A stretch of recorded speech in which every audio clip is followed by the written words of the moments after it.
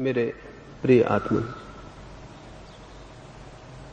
एक छोटी सी कहानी से मैं अपनी चर्चा शुरू करना चाहूंगा।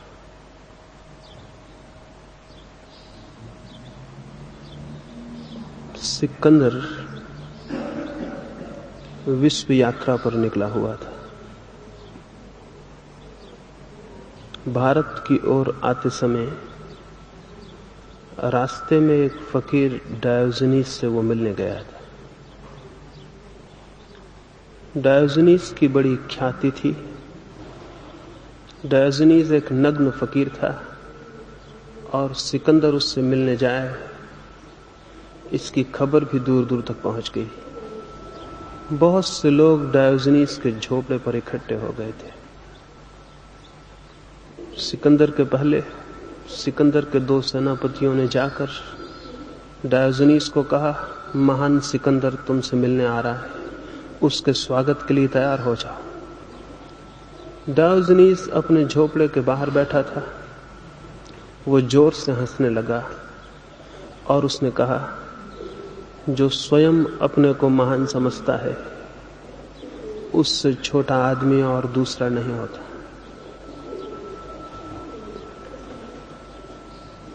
सिकंदर आ गया था। डायोजनीस बाहर बैठा हुआ सुबह की धूप ले रहा था। सर्दी के दिन थे। सिकंदर ने कहा कि मैं तुम्हारी कुछ सेवा कर सकूं तो मुझे खुशी होगी। डायोजनीस ने कहा, धूप आ रही थी मेरे शरीर पर, तुम बीच में खड़े हो गए हो और धूप आनी बंद हो गई। इतनी ही कृपा करो, धूप के मार्ग से हट जाओ। और ये भी प्रार्थना करता हूं, तुम्हारे हाथ में बहुत ताकत मालूम होती है। तुम न मालूम कितने लोगों के जीवन की धूप छीन सकते हो। इतना ध्यान रखना, तुम किसी के जीवन के लिए छाया न बनो तो बड़ी कृपा होगी। सिकंदर को इस तरह की बात सुनने का कोई ख्याल न था। फिर भी उसने कहा, मैं तुमसे मिलकर खुश हुआ हूं और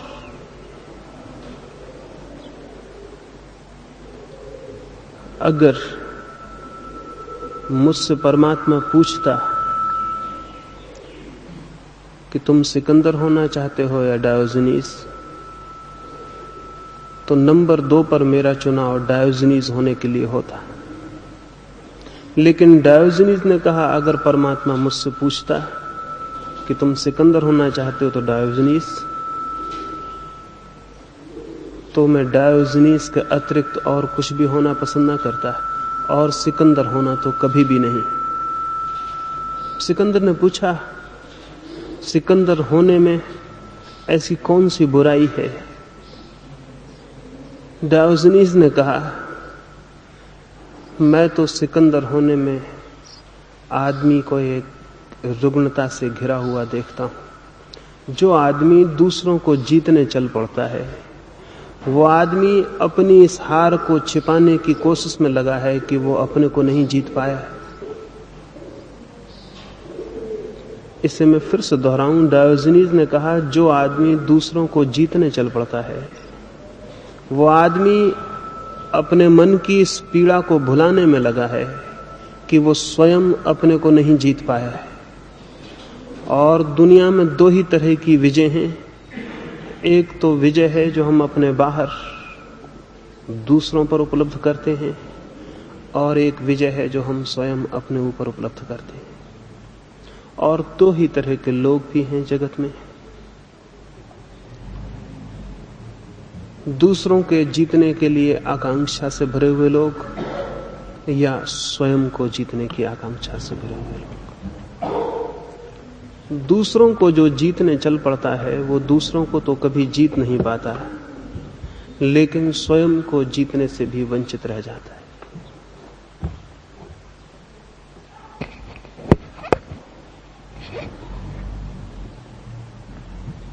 ये घटना इसलिए मैं शुरू में कहना चाहता हूं, हम सारे लोगों के जीवन के समक्ष भी 2 ही तरह के मार्ग होते हैं।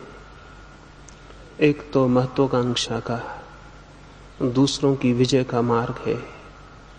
और एक स्वयं की विजय का। अधिकतर लोग दूसरों को जीतने के प्रयास में जीवन की उस संपदा से वंचित ही रह जाते हैं जो स्वयं को जीतने से उपलब्ध होती है। और जो लोग बाहर की विजय में उलझ जाते हैं। मनुष्य के जीवन में दो ही रास्ते हैं, और अधिक लोग महत्वाकांक्षा के, एम्बिशन के रास्ते पर ही चलते हैं। साधारणतः सिकंदर, नेपोलियन या हिटलर जैसे लोग बहुत कम हमें दिखाई पड़ते हैं जो संसार विजय के लिए निकल पड़ते हों, लेकिन हम सारे लोग भी अपनी छोटी छोटी ताकत से संसार विजय में लगे रहते हैं। हम सबकी यात्रा भी दूसरों की विजय के लिए है, और ये समझ लेना बहुत उपयोगी है, जरूरी भी, कि आखिर हम दूसरों की विजय में इतने उत्सुक क्यों हो जाते हैं। चाहे वो विजय धन की हो, चाहे यश की, चाहे पद की, क्यों हमारा मन इतना आतुर हो उठता है इस विजय के लिए? शायद कभी विचार भी न किया हो। विचार करेंगे तो बहुत हैरानी होगी। मनुष्य दूसरों की विजय के लिए इसलिए उत्सुक हो आता है कि अपने भीतर तो वो पाता है एक रिक्तता, एक खालीपन, एक अभाव, एक अंधेरा। भीतर तो कोई संपत्ति नहीं दिखाई पड़ती, न कोई प्रकाश दिखाई पड़ता है, न कुछ पाने जैसी कोई दिशा अनुभव होती है। भीतर तो एक दरिद्रता मालूम पड़ती है। इस दरिद्रता को भरने के लिए वो बाहर की समृद्धि के पीछे आतुर हो उठता है। भीतर तो कुछ भी दिखाई नहीं पड़ता, जो भी दिखाई पड़ता है वो बाहर है। लेकिन भीतर एक रिक्तता की, एक कमी, एक एम्प्टीनेस का अनुभव जरूर होता है। ऐसा लगता है जिससे भीतर कुछ भी नहीं है, एक अभाव है। ये अभाव पीड़ा देता है। इस अभाव को भर लेने के लिए मन आतुर हो उठता है। कैसे भरें इस अभाव को जो भीतर है? ऐसा प्रतीत नहीं होता कि भीतर मैं कुछ हूं। भीतर पैर रखने को कोई भूमि नहीं दिखाई पड़ती, कोई सहारा नहीं दिखाई पड़ता, कोई संगी साथी नहीं दिखाई पड़ता। भीतर एकदम असहाय, एक हेल्पलेसनेस मालूम होती है। अगर हम अकेले अपने भीतर छोड़ दिए जाएं तो हम घबरा उठेंगे। ऐसे भी हम घबराए हुए रहते हैं। मित्र को खोजते हैं, क्लब को खोजते हैं, मंदिर जाते हैं, सभा में बैठते हैं।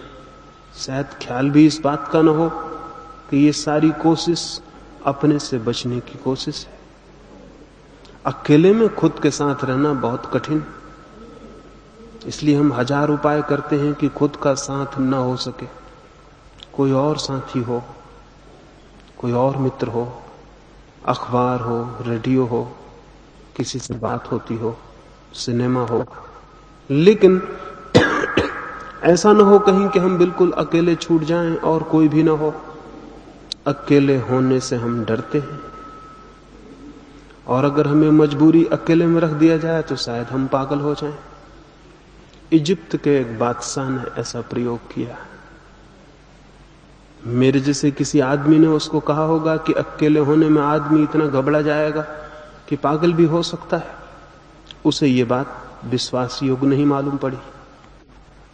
उसने कहा कि राजधानी में जो सबसे स्वस्थ आदमी हो उसे पकड़ के ले आया जाए। एक युवक को पकड़ के लाया गया। सब तरह से वो स्वस्थ था, प्रसन्न था, शांत था, बीमार न था, कोई आर्थिक असुविधा न थी, सब प्रसन्न था। अभी अभी उसका विवाह हुआ था। वो और उसकी पत्नी दोनों खुश थे। उस युवक को पकड़ के राजा ने एक अकेले कमरे में बंद करवा दिया। सारी सुविधा जुटा दी, भोजन की, सोने की, कोई तकलीफ न थी वहां। उसके मकान से बहुत ज्यादा राजमहल में व्यवस्था कर दी। लेकिन द्वार पर एक ऐसा आदमी पहरे पर रख दिया जो उस युवक की भाषा नहीं समझता था, और कोई भी उससे नहीं मिल सकेगा इसकी मनाही कर दी। एक दो दिन तो युवक चिल्लाता रहा कि मुझे क्यों बंद किया गया है। उसने भोजन खाने से इंकार कर दिया, पानी नहीं पिया। लेकिन क्या करता, 2-4 दिन बाद उसे भोजन भी लेना पड़ा, पानी भी। 8 दिन बीतते बीतते वो राजी हो गया उस अकेलेपन में रहने को। लेकिन 1 महीना पूरा नहीं हो पाया था कि राजा के लोगों ने राजा को खबर दी, युवक में पागलपन के लक्षण आने शुरू हो गए। उसने अपने से ही बातें शुरू कर दी। जब कोई और न मिले बात करने को तो आदमी अपने से ही बातें शुरू कर देगा। फिर ये एक ही रास्ता है उसका, अपने आप को भुला रखने का।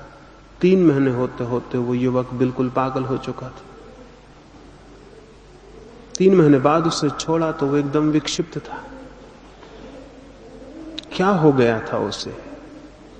अपने को भूलने का उसे 3 महीने तक कोई उपाय नहीं मिल सका। कोई भी स्वस्थ आदमी ऊपर से दिखाई पड़ता हो भला, भीतर एक गहरी अस्वस्थता है। उससे हम बचना चाहते हैं, उससे हम एस्केप करना चाहते हैं, पलायन करना चाहते हैं। एक आदमी नशा करने लगता है, एक आदमी भजन कीर्तन करने लगता है। दोनों बातें हमें भिन्न भिन्न मालूम पड़ती हैं, दोनों बातें भिन्न भिन्न नहीं हैं। दोनों आदमी अपने अपने ढंग से खुद को भूलने का उपाय खोज रहे हैं। एक आदमी संगीत सुनने लगता है, उसमें डूब जाता है। एक आदमी खेल खेलता है, कोई जुआ खेलता है, थोड़ी देर को अपने को भूलने का उपाय खोजता है। हम सारे लोग अपने आप को भूल जाने के लिए आतुर हैं। एक आदमी धन की खोज में भूल जाता है अपने आप को। 24 घंटे धन और धन, गिनती और गणना, उसे याद भी नहीं आ पाता कि मैं भी हूं। उसकी तिजोरी के हिसाब में उसे भूल जाता है कि मेरा भी कोई हिसाब है। एक आदमी पद की दौड़ में होता है, छोटी कुर्सी से बड़ी कुर्सी। स्वयं की रिक्तता से जीवन भर भागने का एक क्रम चलता है। नाम हम कुछ भी देते हों, रूप कोई हो, दौड़ एक ही है कि किसी भांति भीतर की रिक्तता से हम बच जाएं, उसे भर लें या उससे भाग जाएं। पदों की दौड़ में भी वही है। छोटी कुर्सी से बड़ी कुर्सी है और बड़ी कुर्सी है, और एक आदमी भूले रहता है इस नशे में। इस बात को भूले रहता है कि कुर्सियां अलग हैं और मैं अलग हूं, और बड़ी से बड़ी कुर्सी भी, बड़े से बड़ा पद भी मेरे भीतर जो खाली है उसे नहीं भर पाएगा। एक छोटी सी कहानी आपसे कहूं, उससे ख्याल आ सके। एक सम्राट के द्वार पर एक भिखारी ने सुबह ही सुबह आकर भिक्षा मांगी। भिक्षा पात्र फैलाया, सम्राट द्वार पर ही खड़ा था। उसने अपने चाकरों को कहा कि जाओ इसके भिक्षा पात्र को अन्न से भर दो। लेकिन उस भिखारी ने कहा, एक शर्त पर मैं भिक्षा लेता हूं, मेरा पात्र पूरा भरोगे ना? अधूरा भरा हुआ पात्र लेकर मैं नहीं जाऊंगा। राजा हंस पड़ा। उसने कहा, शायद तुझे पता नहीं, तू इस देश के सबसे बड़े सम्राट के द्वार पर भिक्षा मांग रहा है। क्या तू सोचता है तेरे इस छोटे से पात्र को भी हम भर ना सकेंगे? उस भिखारी ने कहा, बहुत बड़े बड़े सम्राटों के द्वार पर मैंने भिक्षा मांगी, अब तक कोई भी भरने का वचन नहीं दे सका। राजा के अहंकार को चोट लगी। उसने अपने मंत्री को कहा कि अब अन्न से नहीं, जाओ स्वर्ण मुद्राओं से इसके पात्र को भर दो। मंत्री गए, स्वर्ण मुद्राएं लेकर आए, लेकिन पात्र में डालने पर पता चला कि राजा गलती सौदे में पड़ गया, गलती दांव लगा बैठा है। मुद्राएं पात्र में गिरी और कहीं खो गईं। पात्र खाली का खाली रहा। तो राजा घबरा आया, लेकिन एक भिखारी के सामने हार जाना उचित ना था। उसने अपने मंत्रियों को कहा कि आज मैं हूं और ये भिक्षा का पात्र है, चाहे मेरी सारी संपत्ति इसमें डाल दी जाए, लेकिन भिक्षा का पात्र भरना ही होगा। सुबह ये बात हुई थी, दोपहर हो गई, राजा की तिजोरियां खाली होने लगी। सांझ आ गई, लेकिन पात्र खाली का खाली था। तब राजा घबरा आया और भिखारी के पैरों में गिर पड़ा और उसने कहा, मुझे क्षमा कर दो, मुझसे भूल हो गई, लेकिन ये पात्र बहुत अद्भुत मालूम होता है। कोई जादू है इसमें, कोई मंत्र सिद्ध है, क्या है ये छोटा सा पात्र मेरे पूरी संपत्ति को पी गया और नहीं भरा? वो भिखारी हंसने लगा। उसने कहा, इसमें कोई खूबी नहीं, इस पात्र को मनुष्य के हृदय से हमने बनाया है। मनुष्य का हृदय कभी नहीं भरता, ये पात्र भी कभी भरने को नहीं। ये कहानी मैंने सुनी थी और बहुत इस पर सोचता रहा। सच में ही किसी मनुष्य के हृदय का पात्र कब भरता है? कितनी ही संपदा मिले, कितना ही यश, कितना ही पद, जीवन में कितनी ही जीत मिल जाए, मनुष्य का मन का पात्र खाली का खाली रह जाता। अंतिम क्षणों में भी मृत्यु जब द्वार पर दस्तक देती है, तब भी हम अपने भिक्षा का खाली पात्र लिए हुए किसी के सामने खड़े रहते हैं। तब भी हम मांग रहे होते हैं, तब भी वही काम जारी रहता है कि कोई भर दे, लेकिन अब तक कोई किसी के पात्र को नहीं भर पाया है। इसी की दौड़ है, इसी की खोज है, और जब सब खोज असफल हो जाती है, सब दौड़ व्यर्थ हो जाती है और सब द्वारों पर मांग कर भी हम खाली के खाली रह जाते हैं, तो उस विफलता में ही विषाद पैदा होता है, चिंता पैदा होती है, दुख पैदा होता है। दुख अपने को न भर पाने की असफलता के अतिरिक्त और कुछ भी नहीं। इसीलिए तो बुद्ध और महावीर जैसे लोगों को भी दुख का अनुभव होता है। जिनके पास सब कुछ था उन्हें भी। बुद्ध के पास क्या थी कमी, या महावीर के पास किस बात का अभाव था, लेकिन दुख का अनुभव होता है। दुख का अनुभव इसी असफलता से होता है कि हम अपने को सारा श्रम करने के बाद भी विफल पाते हैं, नहीं भर पाते। ये जो विफलता है, ये जो दुख है, ये जो पीड़ा है, ये जो चिंता है, इस चिंता और दुख के विचार से ही धर्म का जन्म होता है। जो व्यक्ति मन के इस स्वभाव को समझता है कि ये नहीं भरा जा सकेगा, वही व्यक्ति धर्म की खोज में, वही व्यक्ति उस सत्य की खोज में निकलता है जो स्वयं के भीतर है। बाहर तो हम पाते हैं असफलता, क्या भीतर सफलता मिल सकती है? बाहर मांग कर तो पाते हैं कि पात्र अधूरा और खाली रह जाता है, क्या भीतर भी कोई स्रोत हो सकता है जहां पात्र भर जाए? जो लोग बाहर की दौड़ पर असफल होकर भीतर लौटते हैं, भीतर खोजते हैं, भीतर की संपदा की जिज्ञासा करते हैं, भीतर खोदने की कोशिश करते हैं कि क्या वहां भी कुछ हो सकता है, उन थोड़े से लोगों ने एक अद्भुत रहस्य खोज लिया है, और वो ये कि जो बाहर नहीं मिलता है वो भीतर मिल जाता है। अब तक मनुष्य जाति के पूरे इतिहास में एक भी व्यक्ति ये कहने में समर्थ नहीं हुआ कि मैंने बाहर खोजा और मुझे आनंद मिला हो, मैंने बाहर खोजा और मैं तृप्त हो गया हूं, मैंने बाहर खोजा और मैंने सफलता पाली। एक भी व्यक्ति ये नहीं कहने में समर्थ हो सका है। निरपवाद रूप से सारी मनुष्य जाति का अनुभव यही है, लेकिन फिर भी हर मनुष्य यही सोचता है कि शायद मैं एक अपवाद, मैं एक एक्सेप्शन सिद्ध हो जाऊं, किसी और को नहीं मिला है लेकिन शायद मुझे मिल जाए।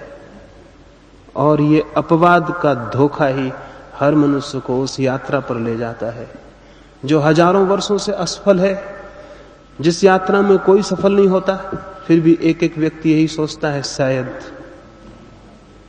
मैं भिन्न सिद्ध हो जाऊं, सिकंदर हार गए होंगे लेकिन मैं शायद न हारूं। अरब में एक कहावत है, परमात्मा जब लोगों को बना के भेजता है दुनिया में तो हर आदमी को बनाने के बाद उसके कान में एक सूत्र जरूर बोल देता है। वो ये कह देता है हर आदमी को, तेरे जैसा आदमी मैंने कोई दूसरा नहीं बनाया, तू अनूठा है। और ये बात वो हर एक के कान में बोल देता है। और ये एक बड़ा गहरा मजाक है। हर आदमी को ये ख्याल होता है मैं एक अपवाद हूं, जो कोई भी नहीं कर सका वो मैं कर सकूंगा, जो कोई भी नहीं पा सका वो मैं पा सकूंगा, जो किसी जीवन में संभव नहीं हुआ वो मेरे लिए संभव होगा। ये अहंकार का बोध, ये ईगो, ये अस्मिता की मैं कर लूंगा जो किसी को नहीं हुआ, फिर एक जीवन को असफल बना देती। ये जानना जरूरी है कि मनुष्य का स्वभाव एक जैसा है, मनुष्य के स्वभाव में भेद नहीं है। और अगर मनुष्य का स्वभाव ही बाहर के जगत में असफल होने को बाध्य है तो मैं भी अपवाद नहीं हो सकता। इतना चिंतन जिसके भीतर पैदा हो वो भीतर लौटने में समर्थ हो सकता है। और शायद जैसा कि हुआ आज तक, जो लोग भीतर गए हैं उनमें से भी कोई ये नहीं कह सका कि मैं भीतर गया और खाली हाथ लौटा हूं। जो भीतर गया है उसने पाया है कि वो पात्र जो हमेशा खाली था भर गया है। सिकंदर मरा, शायद आपको पता हो, जिस नगर में उसकी अर्थी निकली सारे लोग हैरान हो गए। अर्थी के दोनों हाथ उसके बाहर लटके हुए थे। हर कोई पूछने लगा कि अर्थी के बाहर क्यों हाथ लटके हुए हैं, हमेशा अर्थी के भीतर हाथ होते हैं।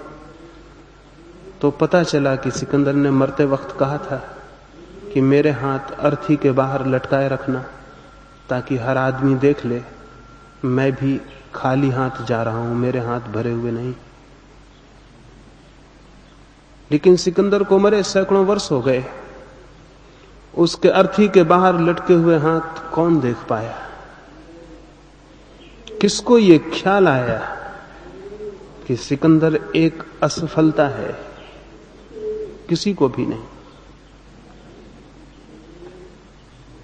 हमें ये भ्रम ही है कि बहुत धन उपलब्ध हो, बहुत पद, बहुत यश, बाहर के जगत में एक साम्राज्य स्थापित हो जाए हमारी अस्मिता का, तो शायद कमी पूरी हो जाएगी। लेकिन ये कमी पूरी नहीं होनी है, क्योंकि दारिद्र्य है भीतर और संपत्ति होती है बाहर, उसका कोई मिलन नहीं हो पाता। खालीपन है भीतर और भरते हैं जिन वस्तुओं से वो भीतर पहुंचाई नहीं जा सकती। धन को भीतर ले जाने का कोई उपाय? धन आपके भीतर कैसे पहुंचेगा? पहुंच जाएगा आपकी तिजोरी में, लेकिन आपके भीतर कैसे पहुंचेगा? यश कैसे आपके भीतर पहुंचेगा? जो बाहर खोजा जाता है उसे भीतर ले जाने का कोई भी मार्ग नहीं। इसलिए बाहर ढेर लगता जाता है हमारी समृद्धि का, और भीतर हमारी दरिद्रता पूर्ववत ही बनी रहती है, उसमें कोई फर्क नहीं पड़ता है। अभी कुछ ही वर्ष हुए अमेरिका का एक बहुत बड़ा करोड़पति एंड्रू कार्नेगी मरा। मरते वक्त उसके पास कोई 4 अरब रुपए की संपत्ति थी। संभवतः अमेरिका में सबसे बड़ी संपत्ति उसी के पास थी। 4 अरब रुपए छोड़कर वो आदमी मरा। मरने के 2 ही दिन पहले उसकी जीवन कथा लिखने वाले लेखक ने उसको पूछा कि आप तो तृप्त हो गए होंगे, इतनी संपत्ति आप इकट्ठी कर पाए। एंड्रू कार्नेगी ने उदासी से कहा, कहां तृप्त हो गया, जरा भी तृप्त नहीं हुआ। 10 अरब रुपया छोड़ने का मेरा इरादा था और मैं केवल 4 अरब ही इकट्ठे कर पाया। क्या आप सोचते हैं एंड्रू कार्नेगी के पास 10 अरब रुपए होते तो बात हल हो जाती? नहीं हल होनी थी। 10 अरब जब तक रुपए होते, कार्नेगी की आकांक्षा शायद 100 अरब रुपयों की हो जाती। जो हमारे पास है, हमारी आकांक्षा हमेशा उसके आगे निकल जाती है और तब एक भ्रम जीवन भर कायम रहता है। जीवन भर हम दौड़ते भी हैं और हर दौड़ के बाद हम पाते हैं मंजिल और आगे निकल गई है, हम फिर हमेशा पीछे रह जाते हैं। आदमी हमेशा पीछे रह जाता है, आकांक्षा हमेशा आगे निकल जाती है। और तब गरीब भी गरीब रहता है और अमीर भी गरीब। वे तो दरिद्र हैं ही जो सड़कों पर भिक्षा मांगते हैं, वे भी दरिद्र रह जाते हैं जिन्हें सम्राट होने का भ्रम पैदा होता है। भीतर की दरिद्रता में कोई फर्क नहीं पड़ता है। धर्म की जिज्ञासा शुरू होती है इसी तथ्य से कि क्या ये जो भीतर हमारे एक दरिद्र बैठा हुआ है, एक भिखारी, क्या ये भिखारी मिट सकता है? क्या ऐसा हो सकता है कि एक आंतरिक संपदा उपलब्ध हो और प्राण आनंद से भर जाएं? क्या ये हो सकता है कि भीतर का खालीपन मिट जाए, एक भरापन पैदा हो? क्या ये हो सकता है कि भीतर रिक्तता ना रहे, एक पूर्णता आ जाए? इस बात का विचार, इस बात की जिज्ञासा, इस बात का प्रश्न ही मनुष्य के भीतर एक नई खोज का शुभारंभ बनता है। लेकिन शायद हम पूछते ही नहीं, शायद कभी हम रुक के 2 क्षण ठहरते भी नहीं कि जीवन की धारा पर प्रश्न कर लें, देख लें कि क्या हमने पाया है, हिसाब कर लें। कभी 2 क्षण रुक के पीछे लौट के देख लें। अब यहां इतने लोग हैं, किसी की 10 वर्ष उम्र होगी, किसी की 60 वर्ष भी, लेकिन न 10 वर्ष वाला सोचता है कि 10 वर्षों में मैंने क्या पा लिया, और न 60 वर्ष वाला सोचता है कि मैंने 60 वर्षों में क्या पा लिया। मेरे हाथों में क्या है?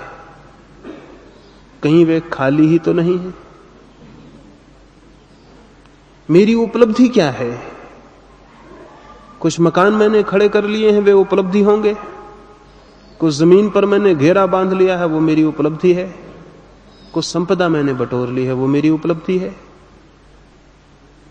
मेरी उस उपलब्धि से क्या वास्ता है, क्या संबंध है?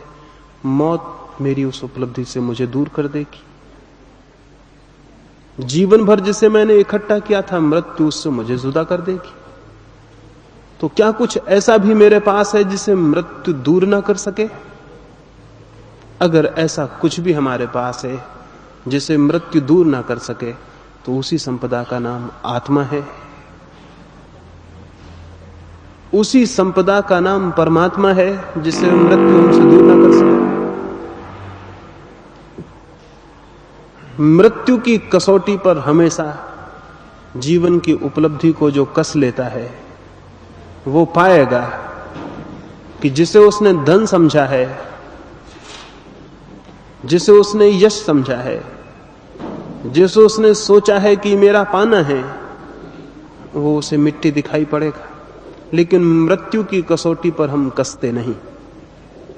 इसलिए मैं आज की सुबह इस चर्चा में आपसे ये निवेदन करना चाहूंगा, फिर आने वाली 3 चर्चाओं में आपसे उस पर विस्तार से बात हो सकेगी। मृत्यु की कसौटी ही सबसे बड़ी कसौटी है मनुष्य के समक्ष, जिस पर वो कस के देख ले कि उसके पास सोना है या मिट्टी। जो चीज मृत्यु की कसौटी पर व्यर्थ हो जाती हो, उसे वो जान ले कि वो मिट्टी है। क्योंकि मृत्यु की ताकत केवल मिट्टी पर ही चल सकती है, जीवन पर मृत्यु की कोई ताकत नहीं चल सकती। अगर हमारे पास कोई जीवन की संपत्ति हो तो मृत्यु वहां हार जाएगी और व्यर्थ हो जाएगी। लेकिन हमारे पास तो जो भी है वो सब मृत्यु की कसौटी पर मिट्टी सिद्ध होता है। फिर भी लेकिन हम अंत घड़ी तक उसी को सोचे चले जाते हैं। शायद कभी ख्याल पैदा नहीं होता, शायद सभी लोग एक दौड़ में हैं इसलिए ख्याल पैदा नहीं होता। हम यहां इतने लोग हैं, अगर हम सभी एक ही बीमारी से परेशान हो जाएं तो थोड़े दिनों में हमें उस बीमारी का पता होना बंद हो जाएगा, क्योंकि सभी उस बीमारी में होंगे। बीमारी का पता चल सकता है अगर एक आध बीमारी में हो। पूरी मनुष्य जाति एक रुग्णता से पीड़ित हो तो पता चलना मुश्किल हो जाता है। मैंने सुना है एक गांव में 2 कुएं थे, एक गांव का कुआं था और एक राजा के महल का। एक जादूगर उस गांव से निकला और उसने गांव के कुएं में कुछ छोड़ दिया और कहा कि अब जो भी इसका पानी पिएगा वो पागल हो जाएगा। मजबूरी थी, लेकिन सांझ तक लोगों को पानी पीना ही पड़ा, प्यासे हुए कब तक रहते। और धीरे धीरे पूरा गांव पागल हो गया। सिर्फ राजा, उसका वजीर, उसकी रानी पागल नहीं हुए, उनका कुआं अलग था। लेकिन सांझ को गांव के जो सारे लोग पागल हो गए थे वो ये विचार करने लगे कि मालूम होता है राजा का दिमाग खराब हो गया, क्योंकि राजा पूरे गांव से अलग मालूम पड़ने लगा, पूरा गांव पागल हो गया था। संध्या उन्होंने महल के सामने बड़ी सभा इकट्ठी की और उन्होंने विचार किया कि पागल राजा को गद्दी से उतारना पड़ेगा, पागल राजा के नीचे नहीं रहा जा सकता। राजा बहुत घबराया, वो अपनी छत पर खड़ा था। उसने अपने बूढ़े वजीर को कहा कि अब क्या किया जाए, पूरा गांव पागल हो गया है, लेकिन चूंकि पूरे गांव पागल हो गया है इसलिए अभी मानने को कौन राजी होगा कि वो पागल हैं और हम ठीक हैं। वजीर ने कहा एक ही रास्ता है अपने को बचाने का, हम भी उसी कुएं का पानी पी लें। वे भागे हुए गए, उन्होंने उस कुएं का पानी पी लिया। फिर उस रात उस गांव में बड़ा जलसा हुआ और उस जलसे में सभी लोगों ने राजा के गले में हार पहनाए और भगवान को धन्यवाद दिया कि राजा का दिमाग ठीक हो गया, क्योंकि सारा गांव पागल था। मनुष्य की पूरी पीढ़ियां बाहर की दौड़ की रुग्णता से पीड़ित हैं। इसलिए जब कभी कोई आदमी एक आध भीतर की बात कहता है तो वो हमें पागल ही मालूम पड़ता है। हम गांधी को अकारण गोली नहीं मार देते, ये किसी एकाध गोंडसे का सवाल नहीं है कि कोई गोली मार देता है। हम क्राइस्ट को ऐसे ही सूली पर नहीं लटका देते, ये कोई 2-4-10 पागलों का काम नहीं है। हम सुकरात को ऐसे ही जहर नहीं पिला देते, इसके पीछे बुनियादी कारण है। ये लोग हमें पागल मालूम पड़ते, ये लोग हमारे बीच के नहीं मालूम पड़ते, ये आउटसाइडर्स मालूम पड़ते। हम एक दुनिया में हैं, ये कुछ अलग आदमी मालूम पड़ते। ये लोग कुछ गड़बड़ मालूम पड़ते हैं, अजनबी मालूम पड़ते हैं। ये हमारे बीच रहें तो हमें मालूम होता है ये सारी जीवन को गड़बड़ कर देंगे, इनकी बातें कुछ ठीक नहीं मालूम पड़ती। इसलिए जरूरी हो जाता है कि हम में से कोई एक उठे और इनको समाप्त कर दे। इधर 10,000 वर्षों में हमारे भीतर जो स्वस्थ आदमी था वो हमें पागल मालूम हुआ, क्योंकि हम सारे लोग एक बहुत बड़ी गहरी पागल दौड़ में हैं। हमारी दौड़ का अंत तक कोई सिलसिला नहीं टूटता है। आखिरी क्षण तक भी हम वही सोचे चले जाते हैं जिसका जीवन की गहराइयों से कोई भी नाता नहीं है। जिसका जीवन की गहराइयों से नाता है उसकी छाया भी हमारे जीवन में कभी नहीं उतरती। एक धनपति बीमार था, मरणासन्न था, अंतिम क्षणों की प्रतीक्षा कर रहा था। जीवन भर धन और धन और धन उसकी दौड़ रही थी। कभी उसने और तरफ आंख उठा के देखा हो, यह भी उसके गांव के लोगों को पता ना था। वो मर रहा था, आखिरी क्षण थे, उसने आंख खोली और अपनी पत्नी को पूछा मेरा बड़ा लड़का कहां है। पत्नी के मन में बड़ा आह्लाद हुआ। ये पहला मौका था कि उसने किसी के बाबत कुछ पूछा था, ये पहला मौका था उसने प्रेम दर्शाया था। शायद अंतिम क्षणों में उसके हृदय में प्रेम उठा है, वो अपने लड़कों के बाबत पूछ रहा है उसकी पत्नी की आंखों में आंसू भर आए। उसने कहा, आप चिंतित न हो, बड़ा लड़का आपके पास बैठा हुआ है। उसने पूछा, और उससे छोटा कहां है? पत्नी ने कहा, वो भी मौजूद है। उससे छोटा, उसके 5 लड़के थे। उसने कहा, सबसे छोटा कहां है? तो वो भी आपके पैर तले मौजूद है, आप चिंतित ना हो, सब मौजूद हैं, आप घबराएं ना। वो आदमी जो मरने के करीब था उठ के बैठ गया और उसने कहा, इसका क्या मतलब? फिर दुकान पर कौन बैठा हुआ है? अगर ये 5 यहीं मौजूद हैं तो फिर दुकान पर कौन बैठा हुआ है? पत्नी भूल में थी, वो सोचती थी ये प्रेम की वजह से याद आ रही है बात। वो आदमी इसका पता लगा रहा था कि इस वक्त भी कोई दुकान पर मौजूद है या नहीं। ये पूछ के वो आदमी मर गया। ये वो पूछा कि दुकान पर फिर कौन बैठा हुआ है, और वो आदमी मर गया। इस आदमी के बाबत हम क्या सोचेंगे? यह आदमी कितना दीनहीन आदमी था। इस पर कितनी दया आए उतनी ही थोड़ी है। इसका जीवन कैसा जीवन रहा होगा? मृत्यु के क्षण में भी न तो प्रेम था, न प्रार्थना थी, न परमात्मा था, पैसा था। और ये स्वाभाविक है, जिसकी जीवन की पूरी धारा पैसे से जुड़ी रही हो, अंतिम क्षण में वो प्रेम से जुड़ भी नहीं सकता है। चित्त तो एक श्रृंखला है, एक कंटिन्यूटी है। गंगा बह रही है। कोई अगर ये कहे कि हिमालय पर तो गंगा गंदी होती है, प्रयाग में गंदी होती है, अपवित्र होती है, सिर्फ काशी के घाट पर आगे पवित्र हो जाती है, आगे फिर अपवित्र हो जाती है, तो हम कहेंगे तुम पागल हो, क्योंकि गंगा तो एक सतत धारा है। ये नहीं हो सकता कि काशी के पहले अपवित्र हो, काशी के बाद फिर अपवित्र हो जाए, सिर्फ काशी के घाट पर पवित्र हो उठे। ऐसा कैसे होगा? धारा तो जो पहले है वही काशी के घाट पर है, वही काशी के आगे है। चित्त भी एक सतत धारा है। अगर जीवन भर वो बाहर की तरफ घूमती रही हो तो यह असंभव है कि अंतिम क्षण में वो अंतस की तरफ घूम आए। अगर जीवन भर उसने पैसे को केंद्र बनाया हो तो यह असंभव है कि वो कभी प्रेम को केंद्र बना ले। और जिस जीवन में प्रेम केंद्र नहीं बनता, प्रेम है आंतरिक संपत्ति, पैसा है बाह्य संपत्ति।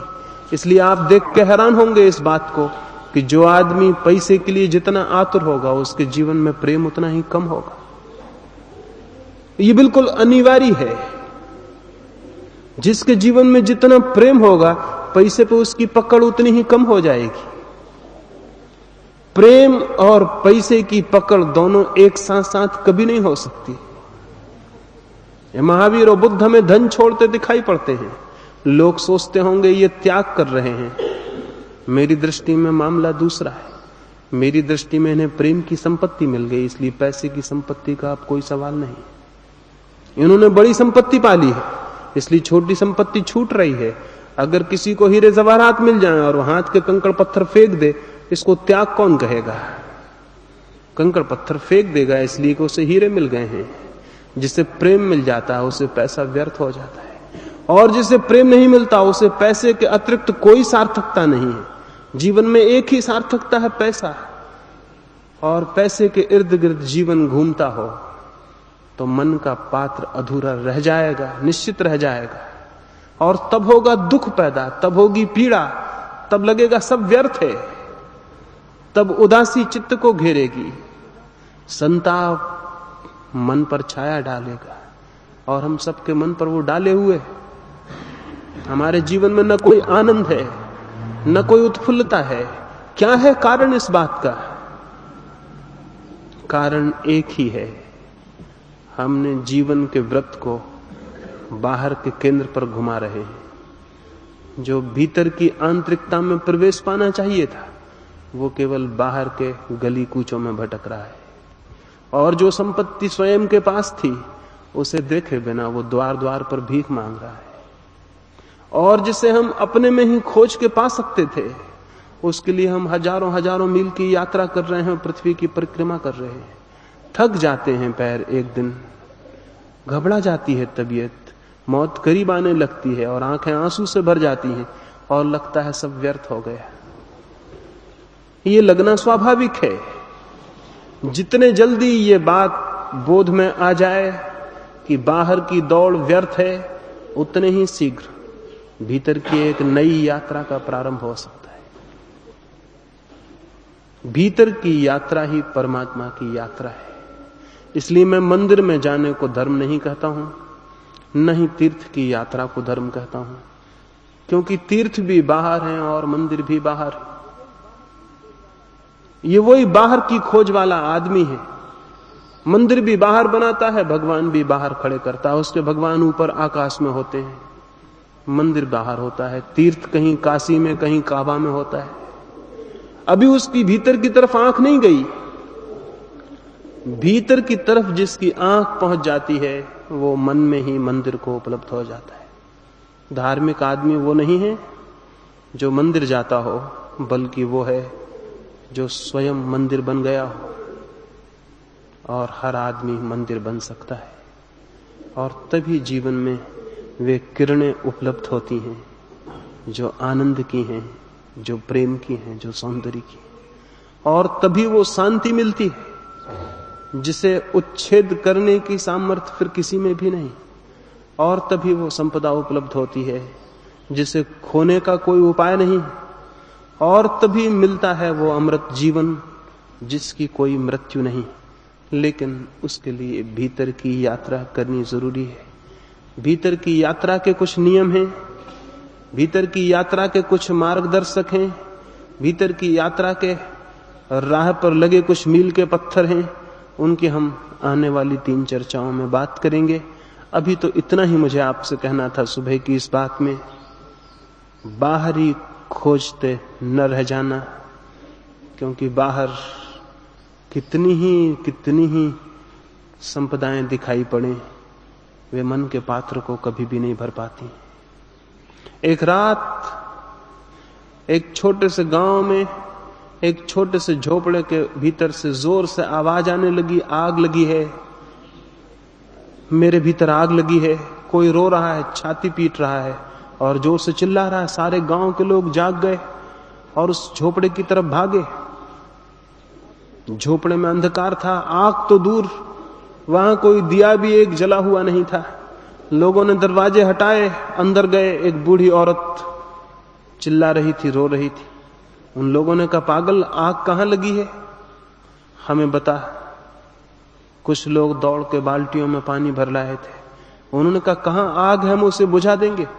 वो बूढ़ी औरत जो रोती थी हंसने लगी और उसने कहा, पागलो, अगर आग बाहर होती तो मुझे भी कुएं का रास्ता मालूम है, मेरे घर में भी बाल्टी है, मैं उसे बुझा लेती। लेकिन आग भीतर लगी और तुम मेरी आग नहीं बुझा सकोगे, क्योंकि जो मेरे भीतर है उसे बुझाने का उपाय मुझे ही करना होगा। और निवेदन मुझे ये करना है कि मेरे ही भीतर आग लगी होती तो भी ठीक था, तुम्हारे घर में भी भीतर आग लगी है, जाओ और वहां खोजो। वे लोग गुस्से में बड़बड़ाते हुए अपने घर चले गए कि उसने व्यर्थ उनकी नींद खराब कर दी और जाके सो गए। अक्सर मैं जो बातें कहूंगा 3 दिन में, उनमें भी आप से बहुतों को ऐसा लगेगा व्यर्थ हमारी नींद खराब कर दी और आप भी अपने घर जाके आराम से सो जाएंगे। अक्सर ऐसे ही होता रहा है। लेकिन अगर किसी की नींद टूट जाए इन बातों से, कोई घबरा के बेचैन हो जाए, किसी के भीतर बहुत तीव्र असंतोष जलने लगे और किसी को ऐसा लगने लगे कि जीवन सचमुच एक आग पर चढ़ा हुआ है, तो निश्चित ही उसके भीतर उस पीड़ा से, उस दुख से, उस आग लगे होने के बोध से वो संकल्प पैदा हो जाता है जो मनुष्य को आग के बाहर ले जाने में समर्थ है, असंतोष के बाहर ले जाने में समर्थ है। हमारी प्यास और हमारी पीड़ा ही हमें ऊपर उठने का मार्ग बनती है।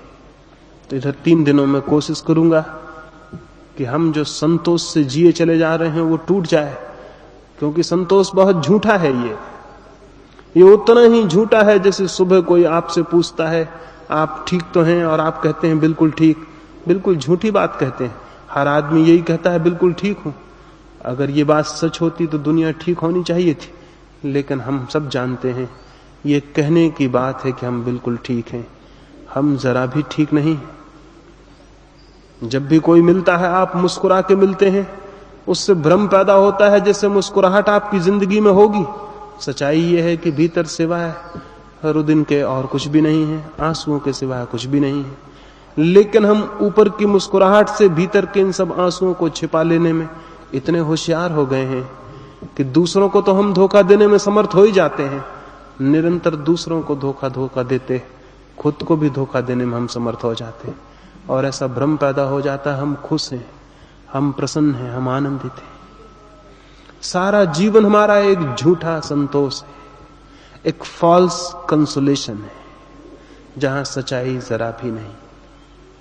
3 दिन में कोशिश करूंगा ये झूठा संतोष आपका टूट जाए और आपके भीतर एक असंतोष पैदा हो। क्योंकि स्मरण रहे, जब तक कोई सामान्य जीवन से असंतुष्ट नहीं हो जाता तब तक सच्चे जीवन की खोज शुरू नहीं हो सकती। इसलिए जो लोग कहते हैं धर्म एक संतोष है, मैं आपसे कहूंगा वो एकदम ही गलत और झूठी बात कहते हैं। धर्म तो एक बहुत गहरा असंतोष है, एक बहुत डिवाइन डिस्कंटेंट, एक बहुत गहरा असंतोष है भीतर, उससे ही धर्म की शुरुआत होती। लेकिन हमने तो धर्म को जरूर एक संतोष बना रखा है। जो लोग धर्म को संतोष समझते हैं उनके जीवन डबरों की भांति हो जाते हैं जिनमें पानी गंदा हो जाता है। लेकिन जो लोग जीवन को एक गहरा असंतोष समझते हैं, निरंतर पार हो जाने के लिए और पार और ऊपर उठ जाने के लिए, उनका जीवन एक सरिता बन जाता है जो पहाड़ियों, घाटियों, मैदानों को पार करती है।